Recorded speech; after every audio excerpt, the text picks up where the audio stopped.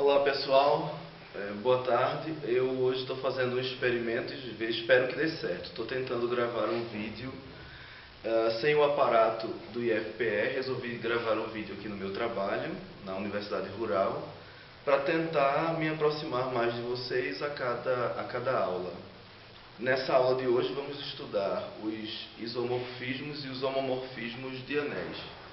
Então, para nós começarmos esse estudo, vamos fazer primeiro uma revisão dos tipos de funções, já que no livro que vocês usam, o nosso material, nós temos esse conteúdo começando com essa revisão. Então, bem rápido, vamos falar um pouco sobre o que é uma função injetora, uma função sobrejetora e o que é uma função bijetora. Ok? Então, em primeiro lugar, vamos falar um pouco sobre uma função injetora. Quais são as suas principais características? Então, vou fazer aqui um esquema. Então, digamos que eu tenho dois conjuntos, A e B, e que a relação que acontece entre eles vai se dar dessa forma. Então, para cada elemento do primeiro conjunto, como é uma função, eu só tenho que ter uma imagem, um elemento imagem, e nesse segundo conjunto eu posso ter elementos que não são associados. Então, o meu conjunto imagem que é formado apenas pelos elementos que são associados a elementos do primeiro conjunto, é menor, digamos assim, tem uma quantidade de elementos menor do que a quantidade de elementos do meu conjunto B, que é o contradomínio. Então, nesse caso, essa minha função f, a gente chama de função injetora. Então, a característica principal é que elementos diferentes, por exemplo, se eu pegar aqui x1, x2 e x3. Então, elementos diferentes, para cada elemento diferente, eu vou ter que isso implica que as imagens, a imagem de x1 e a imagem de x2 são diferentes. As imagens são diferentes, mas isso acontece para todos os elementos do primeiro conjunto. Então, eu vou dizer assim, para todo x1 diferente de x2, ou seja, quaisquer que sejam esses elementos, eu terei imagens diferentes. Isso aí, essa característica está associada à característica de que o conjunto imagem, esse cara aqui, ó, é o conjunto imagem, digamos assim, da minha função f, o imagem de f. Esse cara é um subconjunto do contradomínio, porém é um subconjunto que está contido, mas é ao mesmo tempo diferente. Ele está contido, mas não é igual a B. Aí já é outro caso. Então, esse caso aqui é uma função injetora. A ideia de injeção é como se eu estivesse colocando algo menor em algo maior. Então, veja, a quantidade de elementos, é claro que aqui é uma representação, Eu estou colocando três elementos, mas não necessariamente isso acontece só com três elementos. Eu tenho uma quantidade finita de elementos no primeiro conjunto, e essa quantidade é associada um a um para uma imagem, por exemplo, aqui, ó, f de x1, f de x2, e f, vai ficar meio apertado, f de x3, Então, associa cada elemento a um elemento da imagem, mas há elementos diferentes, ok? Então, esse caso aqui, eu estou associando a um subconjunto que tem cardinalidade, ou seja, tem um número de elementos menor do que o contradomínio. Então, essa é a função injetora. O que é a função sobrejetora? A função sobrejetora, o esquema gráfico, deixa eu escrever logo aqui, injetora, Injetora. Certo? A função sobrejetora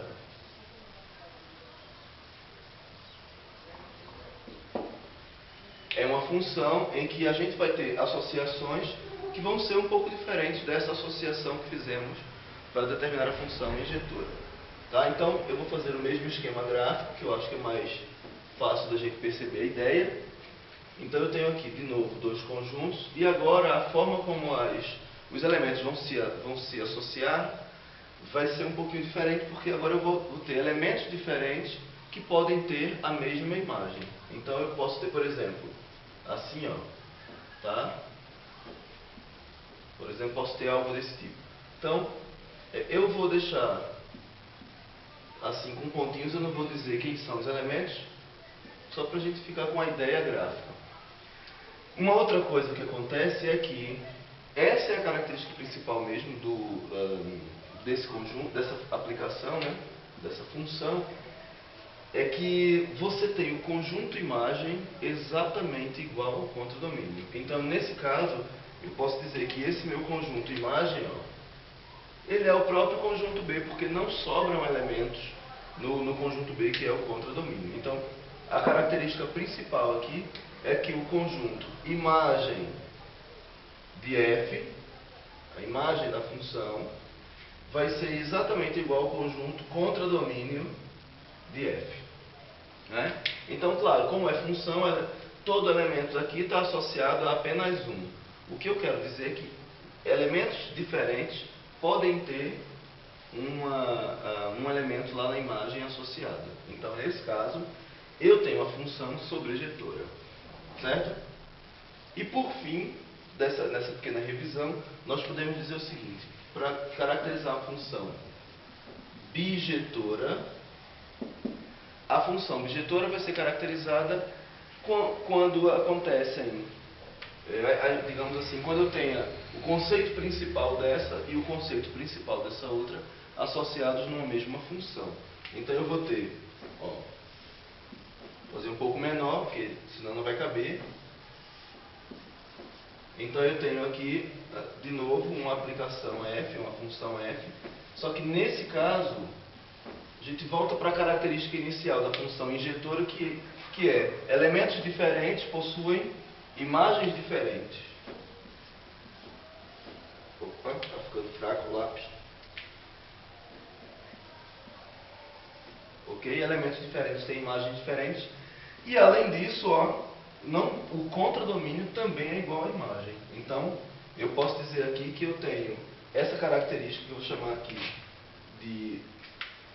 de asterisco duas vezes, com essa característica aqui que eu vou chamar de asterisco uma vez. Então, eu tenho essa característica, certo? E tenho essa outra ao mesmo tempo. Então, uma função é bijetora quando elementos diferentes possuem imagens diferentes e, ao mesmo tempo, não sobra elementos no segundo conjunto, no contradomínio. Então, isso aí é uma função bijetora. Ela é uma função muito boa, na realidade, porque a função bijetora é aquela que pode ter uma inversa. Eu fiz aqui, ó, f de A em B. Não é? Isso é uma função f que vai de A para B. Mas eu posso caracterizar, por exemplo, uma função inversa, f-1, que é uma função que vai de B para A. Uma função só admite inversa quando ela é bijetora. Porque se eu fizer, por exemplo, nesse caso aqui, ó, que é uma função sobrejetora, f de A em B, está tudo beleza. Agora, quando eu fizer o contrário, se eu fizer daqui para lá, deixa de ser função, porque eu vou ter. E se isso virar domínio e isso virar contradomínio, quando eu vou fazer a ligação daqui para lá, ó, eu vou sair de um objeto, de um elemento, e esse elemento vai ter duas imagens, o que é impossível. Então deixa de ser função. Né? Nesse outro caso, da função injetora, ela também não admite inversa, porque esses elementos que sobram, se eu for fazer aqui, ó, f de B em A, então fazer a inversa, então os elementos que sobram eu não consigo associar, né? Eles não têm ligação com ninguém do outro lado. Então, no conceito de função, não pode sobrar elementos no primeiro conjunto, que é o conjunto do domínio. O domínio todo mundo tem que estar associado. Ok? Então, rapidamente, a gente viu aí esses três pequenos conceitos. Agora vamos falar um pouquinho sobre homomorfismo e isomorfismo de anéis. Então, deixa eu apagar isso aqui logo.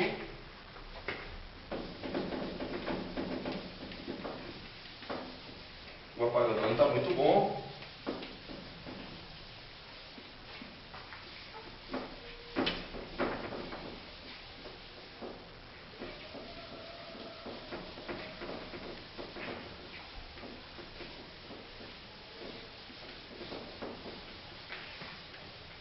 Não está muito bom o apagador, mas vamos tentar escrever por cima.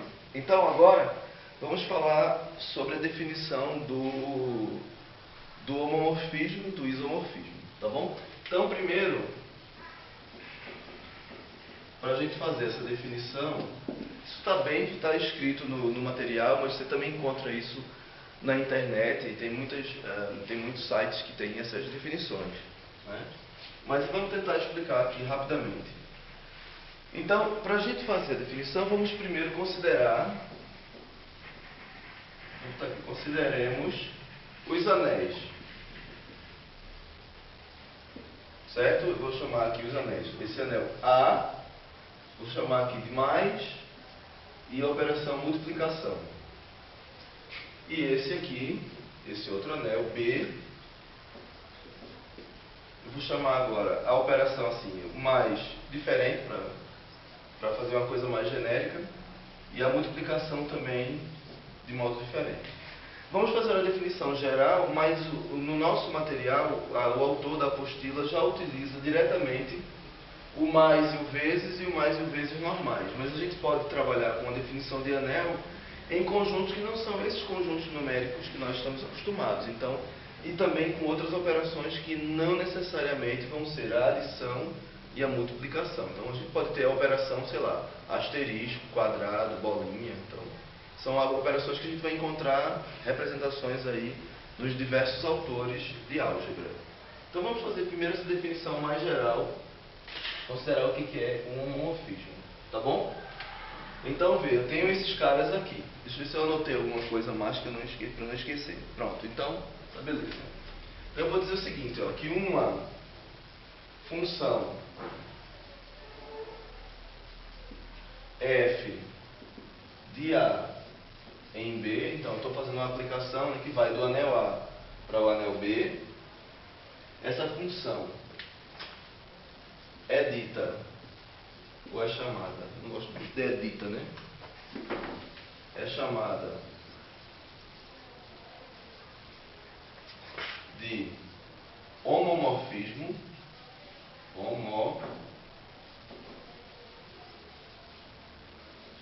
homomorfismo de A em B, se... Então a gente vai ver quais são as características que dizem que essa minha aplicação é um homomorfismo, tá bom? Vou chamar assim: se para todos x1, x2 pertencentes a A, com f de x1, f de x2 pertencentes a B, o que aconteceu?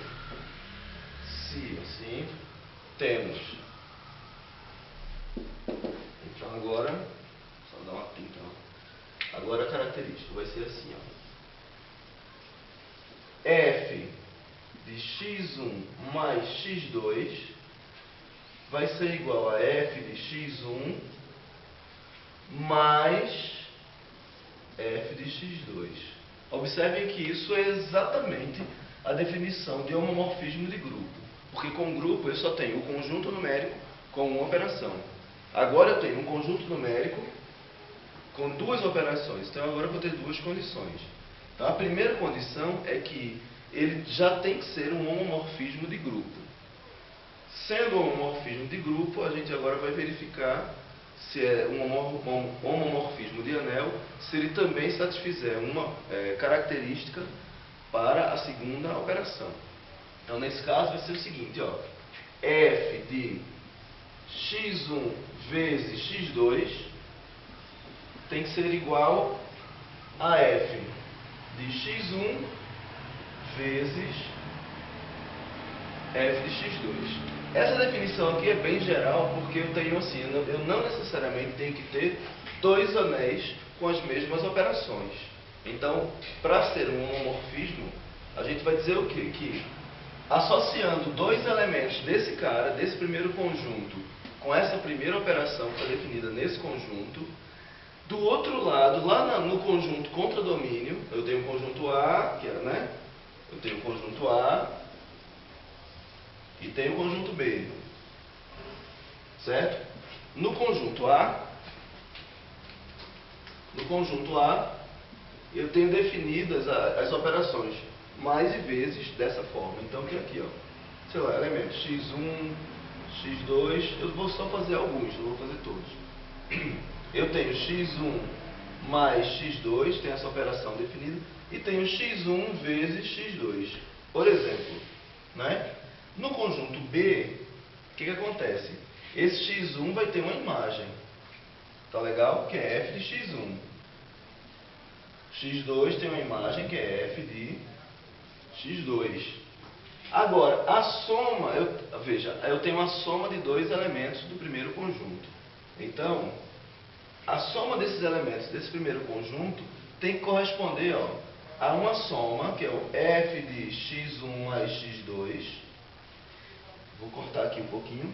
Só que a imagem da soma tem que ser caracterizada por isso, ó, tem que ser f do primeiro mais, olha o outro mais, o mais do segundo conjunto. F do segundo elemento. Então, veja, a imagem da soma de dois elementos, ó, tem a soma de dois elementos. A imagem dessa soma tem que ser a soma em B das imagens. É isso que eu quero. Ou seja, eu tenho que dizer que se eu somar F1, F de x1 mais F de x2, a soma desses caras é esse aqui. Olha, a soma em B desses dois elementos que também estão em B tem que dar esse elemento que corresponde à soma, à imagem da soma dos primeiros elementos lá de A.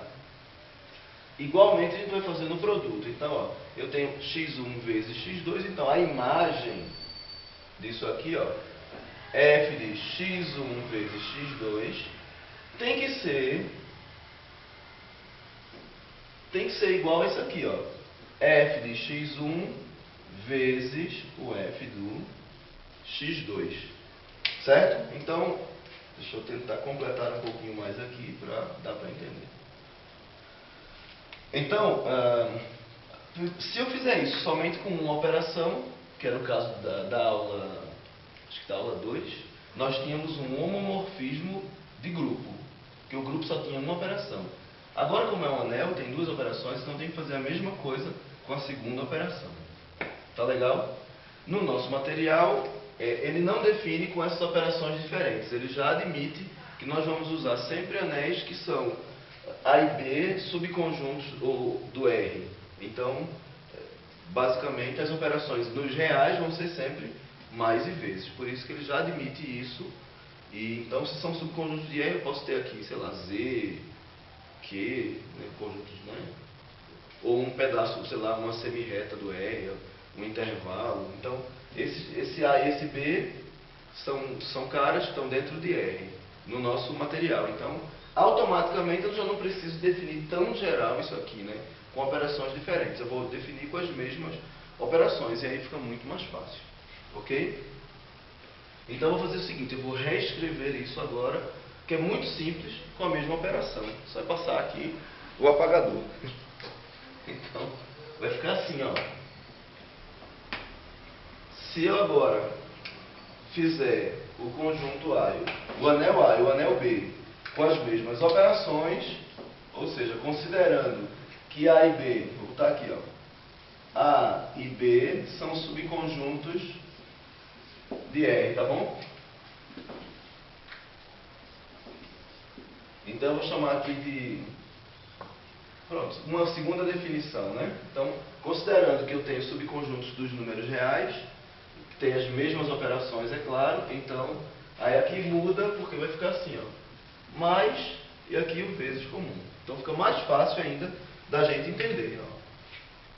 A imagem da soma é a soma das imagens.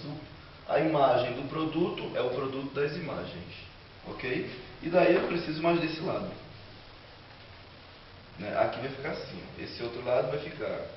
Que essa imagem vai ser igual. Ó, vai ficar assim. Ó, f de x1 mais f de x2.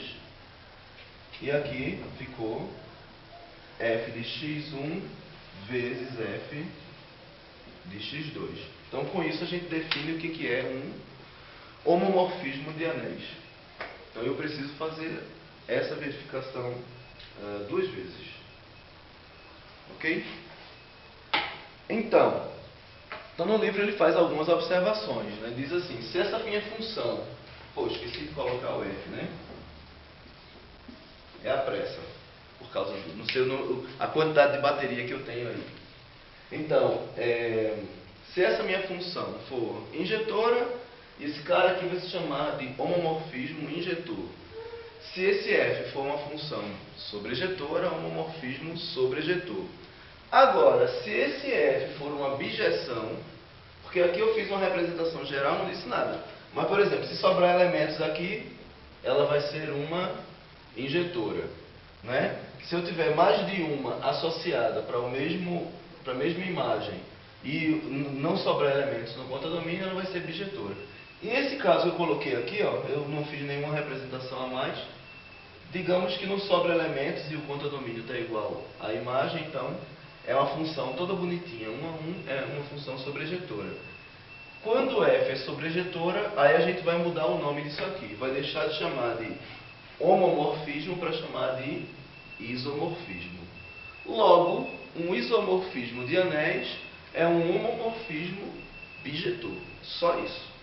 Então, se eu perguntar na prova, defina isomorfismo de anéis. Você vai dizer que um isomorfismo de anéis é um homomorfismo bijetivo, bijetor. Ok? Então a gente agora vai para alguns exemplos.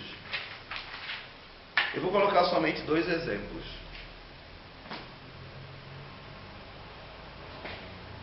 Então vou apagar isso aqui para a gente fazer aqui os exemplos.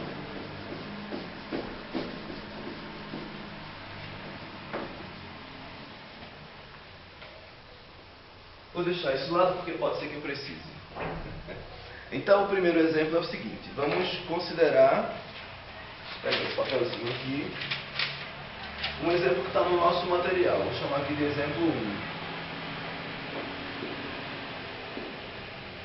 Rapaz, estou escrevendo mal. Exemplo 1.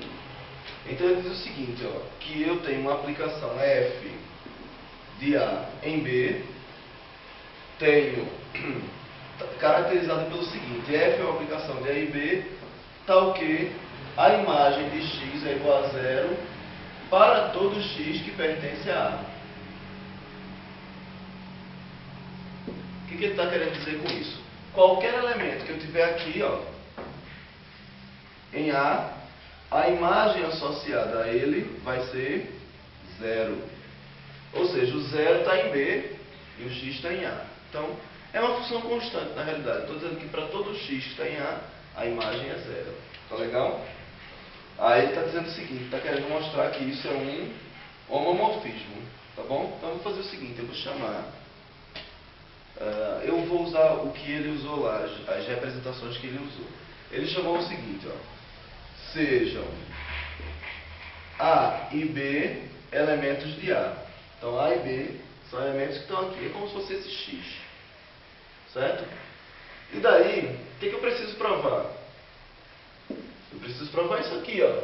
Que a soma, que a imagem da soma tem que ser igual à soma das imagens. Tá? Ele também não colocou as operações porque, como eu falei, no nosso material, as operações que a gente já subentende são sempre a adição e a multiplicação que já conhecemos, usuais. Então vamos fazer isso, olha lá, vamos ver. Então eu vou fazer assim, eu quero provar aqui. F de A mais B tem que ser igual a F de A mais F de B. É isso que eu quero provar. Beleza? Então a gente vai partir desse aqui para tentar chegar no outro lado, no F de A mais F de B. Então F de A mais B vai ser assim, ó. Eu estou dizendo que a imagem de qualquer número é o 0. Mas veja só, A mais B está dentro do conjunto A. Eu peguei 2 elementos do conjunto A e eu vou somar. Então esse cara, A mais B, continua sendo um número que está dentro de A. Então a imagem desse número que está dentro de A vai ser sempre 0. Está definido aqui, ó. Ok? Agora, como deu 0, eu posso dizer que isso aqui é assim, ó. É a mesma coisa que 0 mais 0. Certo? E aí eu sei que 0, ó, eu posso considerar que é a imagem de A mais a imagem de B, que também é 0. Porque a imagem de qualquer cara, a imagem de qualquer elemento do conjunto é 0. Então, esse 0 eu posso dizer que é a soma de dois zeros. Esse é a imagem de A e esse é a imagem de B. Então, a primeira parte, para provar que é um homomorfismo de grupo, considerando a adição como operação, já está feita. Agora vamos para a segunda parte. Vou chamar aqui de a linha I, depois vamos para a segunda linha. Ok? Do mesmo modo, a gente faz isso aí. Então, ó, eu agora quero provar que a imagem do produto A vezes B tem que dar f de A vezes f de B. Vamos lá. Mas aqui eu estou dizendo que a imagem de qualquer número é 0. Então, a imagem desse número aqui, A vezes B, vai dar um número C. Um número qualquer. Então, a imagem desse número que vai resultar desse produto também vai ser 0. Ora, mais 0 é 0 vezes 0. E esse 0 eu posso dizer que é f de A vezes esse outro 0 que é o f de B. Está definido, né? Está dizendo que a imagem de qualquer número é 0. Ok? No livro tem até um errinho, porque ele diz que a f do produto, a imagem do produto, é a soma. Ele coloca um mais aqui, então está errado. Então, por favor, quando vocês forem estudar, dá uma lida no livro, consertem essa falha. Aliás, essa não é a primeira falha que tem lá, né? Vamos para o segundo exemplo.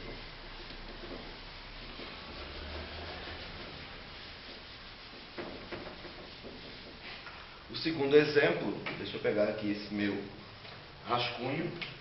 O segundo exemplo é o seguinte, só um minuto. Então isso aqui, ó, conclusão, F é homomorfismo, né? Homomorfismo de anéis. Beleza? Tem que concluir, né? Porque não adianta fazer nada e depois não dizer o que aconteceu. O que a gente concluiu, não é? O segundo exemplo é o seguinte, eu tenho aqui uma função f que vai dizer, nesse conjunto aqui, ó, no conjunto das matrizes quadradas de ordem 2, cujos números dessas matrizes são números inteiros. Então, é o conjunto das matrizes inteiras quadradas de ordem 2. Beleza? Então, ele está dizendo o seguinte, ele quer que a gente mostre que essa aplicação f que vai dizer, nesse conjunto M2 dizer, é um homomorfismo de anéis. Ok? Então veja, o meu conjunto A agora é Z e o meu conjunto B agora é M2 de R. Ok? Vamos fazer isso aqui. Então, ele está querendo dizer... esqueci isso, né? Era o mais importante. Ele está dizendo que está definido dessa forma, que f de a imagem de A, vou fazer aqui embaixo, é melhor. Que a imagem de A vai ser sempre assim, ó. A0, 0, A, para todo A que pertence ao conjunto Z. Então, ele está definindo isso aqui. O que é que eu preciso provar? Eu preciso provar, primeiro, como eu tenho matrizes, né, e inteiros, preciso provar que eu somando dois inteiros, a soma de dois inteiros tem que dar como a imagem de cada inteiro é uma matriz, então a soma de dois inteiros tem que dar a soma de duas matrizes. E a mesma coisa com o produto, né? Vamos fazer lá. Então, vou fazer o seguinte, ó, eu vou considerar assim, sejam A e B pertencentes ao primeiro conjunto, que é o conjunto Z. Então, de novo, ó, número 1, né? Eu quero fazer isso, ó, f de A mais B. Ok? Então, a imagem de A mais B vai ser o seguinte, ó. Como é que eu estou definindo a imagem desse número? A imagem de um número é uma matriz. Então, a imagem desse número vai ser uma matriz, que eu vou escrever assim, ó. Só que no lugar do A, eu tenho agora A mais B. Então vai ficar assim, ó. A mais B, 0, 0, A mais B. Ok? Então, agora, bom, eu consigo separar isso aqui. Porque se eu tenho A mais B, lembrando da adição de matrizes, eu posso perfeitamente separar essa matriz em duas, ó. A0, 0A mais B0, 0B. Tudo bem? Então, ó, essa matriz A0, 0A, o que ela é? É o F de A. Mais B0, 0B é o F de B, a imagem de B. Logo, ó, a imagem de A mais B é igual à imagem de A mais a imagem de B. E por fim, vamos fazer a mesma coisa com o produto. Eu quero provar que a imagem de A vezes B, desses dois números inteiros, vai ser o produto de duas matrizes, né? Também. Então, ó, de novo vou para a definição. F de A é uma matriz. Então, no lugar do A, eu tenho A vezes B. Então, vai ficar assim, ó. Ou, desculpa, vai ficar A vezes B, 0, 0 e A vezes B. De novo, eu vou fazer assim, já vou colocando os resultados aqui, mas vocês depois verificam, tá certo? Então tá aqui. Isso aqui é o mesmo que A0, 0B, desculpa, 0A, né? Vezes B0, 0B. Ó, então, esse cara daqui é o F de A vezes esse outro cara é o F de B. Agora, se vocês estiverem com dúvida, porque eu fiz direto, eu separei o produto direto, não é muito trivial, faça o produto aqui, ó. Essa linha vezes essa coluna e veja o que dá. Essa linha pela segunda. O produto de matrizes, né? Depois, segunda linha, primeira coluna, segunda linha, segunda coluna. Quando você desenvolver, vai ver que dá exatamente esse cara daqui. Conclusão. O que eu posso dizer? Não dá para escrever mais aqui, vai ficar apertado. Conclusão, falta escrever, né? F, o que está aqui embaixo. F, conclusão. F é homomorfismo de anéis. Eita, ficou meio esquisito aqui. Ficou horroroso aqui. Deixa eu dar uma melhorada. É que vai ficar apertado mesmo, né? F é homo 1, 2, 3. Morfismo de anéis. Bom, então eu espero que sirva para a gente, ao mesmo tempo, revisar o que é um homomorfismo de grupo, lembrar o que é um isomorfismo, que é quando eu tenho um homomorfismo bijetor, né? E, ao mesmo tempo, para que a gente consiga fazer com que vocês tenham um entendimento um pouco mais rápido, que não espere tanto pela próxima aula, que é uma aula presencial, mas não sei, né? Demora-se muito tempo. Tem-se tão pouco tempo lá para a gente fazer as coisas. E eu quis fazer aqui porque, normalmente, quando eu gravo no IFPE, a gente precisa usar aquele padrão e fazer as aulas no slide. Então, de certa forma, eu acho um pouco complicado ter que mostrar como é que as coisas são construídas passando slides. Então, boa sorte para vocês, a gente está à disposição. Qualquer dúvida, perguntem e vamos em frente que, se Deus quiser, a gente vai conseguir fazer um excelente curso. Até a próxima e obrigado.